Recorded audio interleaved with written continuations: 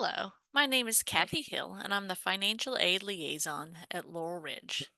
I'm so glad you joined me today to learn more about financial aid. I just started at the end of April, so I'm new to the college.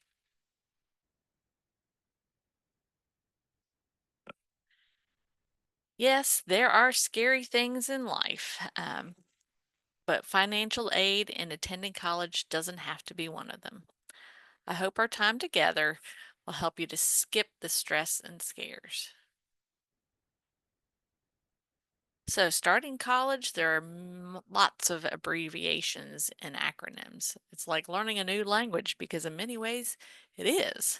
So, here are some financial aid terms to learn: the cost of attendance, the COA, the free application for federal student aid, FAFSA, federal student aid identification, FSAID, student aid index, SAI, and satisfactory academic progress, or SAP. Several of you, your parents might remember the EFC, the expected family contribution, that's now been changed to the SAI, and it is a federal formula. Um, one other thing that many students don't realize is that there's more to the cost of attending college than just tuition and books. There are other factors as well. So if you can see on our website, you go scrolling on down to cost of attendance. So again, not only is there the tuition and the books, but how much does it cost to drive to and from? We don't have dormitories, but yes, you still have room and board as far as living expenses. So that is part of your cost of attendance. Then students who receive aid must also meet satisfactory academic progress.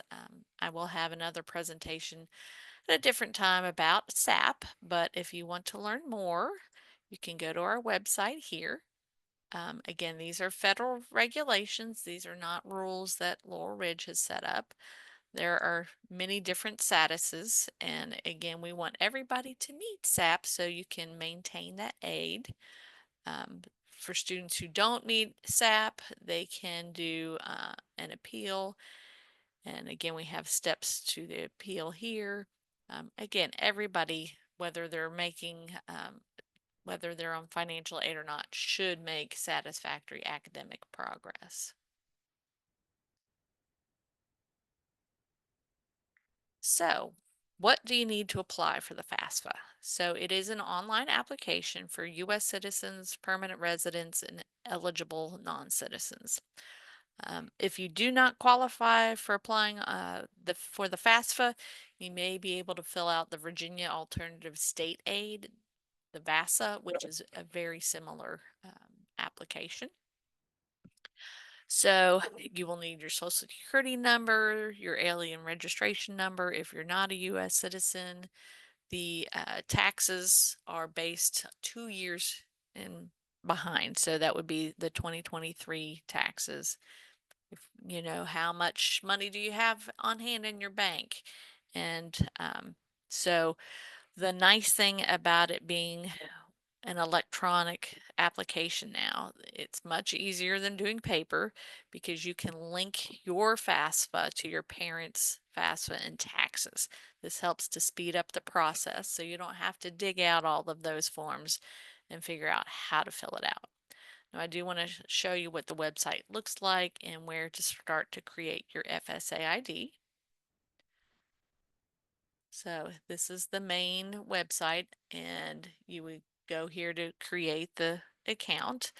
If you can't finish it at one sitting, that's fine. You can come back later and log in. There's all sorts of information about grants and loans. There's parents for or information for parents. So do explore their website. So to create the FSA ID, you only have to do it once. So make sure to remember your ID and password. This will be something you use for the rest of your life. So even if you become a parent one day, this is what you'll use when you help your child with the FAFSA.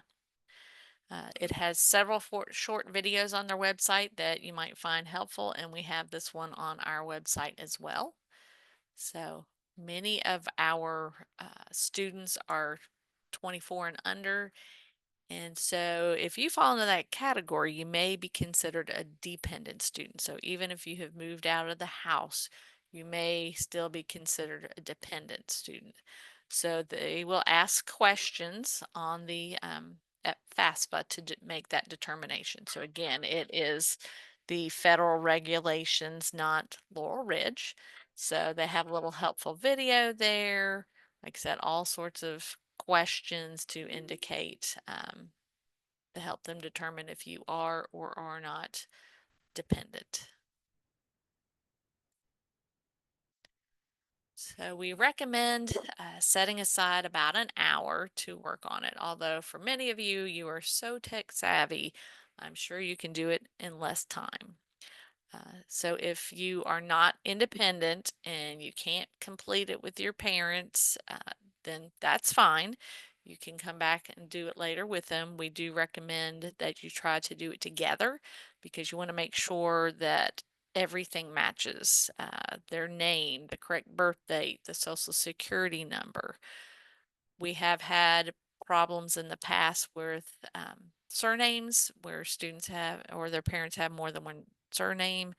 Does it have a hyphen in it? Is it a space? So that's where it's very important to make sure it matches what is on the Social Security card.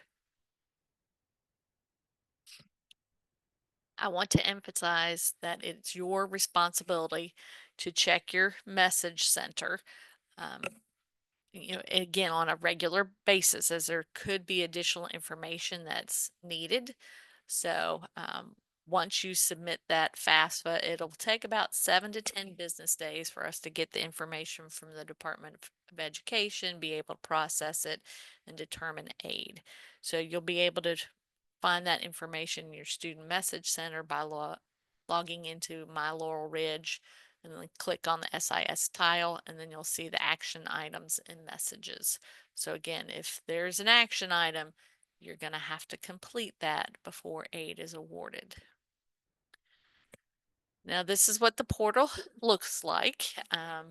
Again, this is where you would see your to-do messages or to-do items and messages, whatever your account balance might be. You can pay your bill there.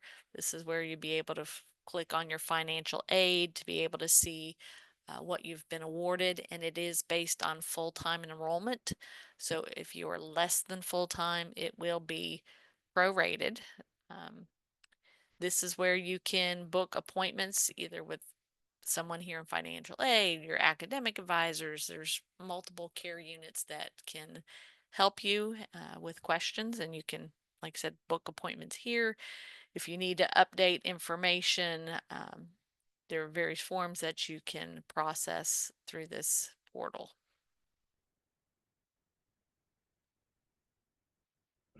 Hopefully, everyone has sufficient access or sufficient or excess aid.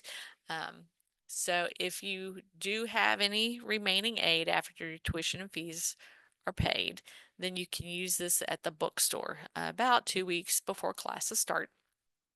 You can find the charging periods on this website. So you will find a checklist item as far as bookstore authorization form because you have to agree that you want to use your aid there.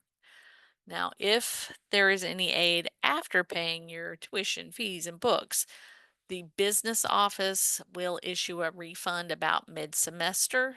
If you want to find the estimated dates, it's on this website. But please keep in mind, it is based on your enrollment and you must attend classes. They are not going, the Department of Ed will not cover the tuition fees for courses that you drop or are not attending.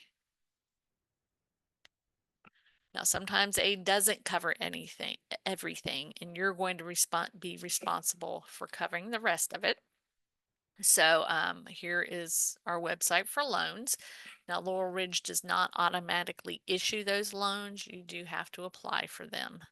So you can also set up a payment plan through Nelnet, And then there are also multiple ways to be able to pay in full.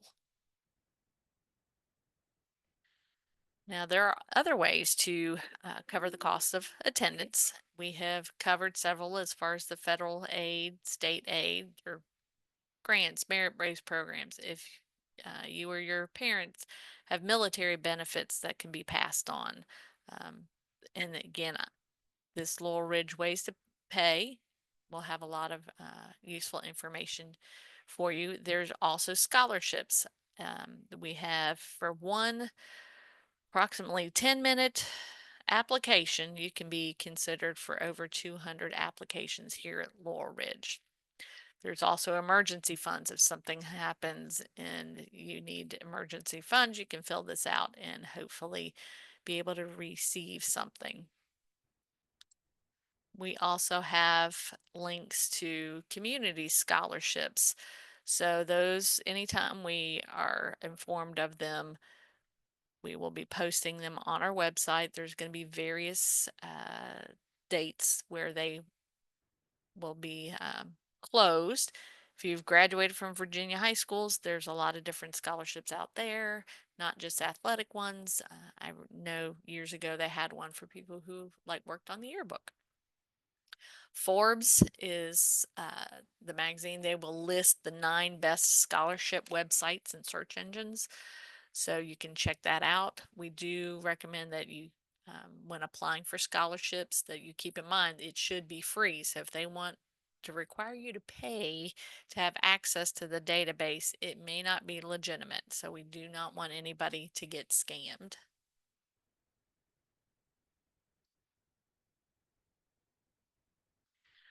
I do hope this presentation has been helpful to you and that all the puzzle pieces are starting to fall into place.